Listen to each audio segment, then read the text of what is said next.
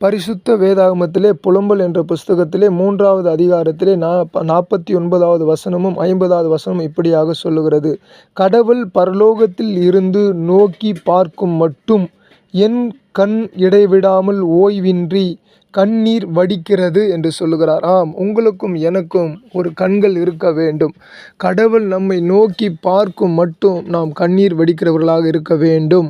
அதனால தான் ஜெபங்களை நாம் செய்யும் பொழுது எப்படி நாம் ஜெபிக்க வேண்டும் என்று சொன்னால், ஆண்டவரே, நீர் எங்களுக்கு உதவி செய்யும். உம்முடைய கிருபையினாலே எங்கள் பாவங்கள் கழுவப்படுவதாக. உம்முடைய சிலுவையின் இரத்தம் எங்கள் பாவங்களை கழுவுவதாக. எங்கள் தேவைகளை நீர் சந்திப்பீராக.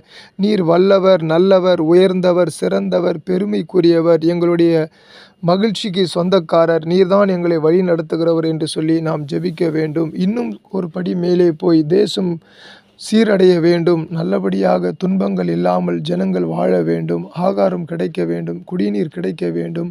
ஜனங்கள் ஊழல் இல்லாத ஒரு ஆட்சியை அமைத்து கொண்டு வாழ நீர் உதவி செய்யும் என்று சொல்லி நாம் இறைவனிடத்திலே ஜெபிக்க வேண்டும்.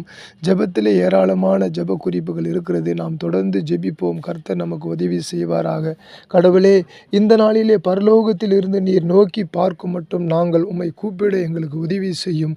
உம்முடைய வேதத்தை படித்து அதிலிருந்து அநேக காரியங்களை கற்றுக்கொண்டு உண்மையோடும் உத்தமத்தோடும் வாழ எங்களுக்கு உதவி செய்யும் என்று நாங்கள் ஜெபிக்கிறோம்.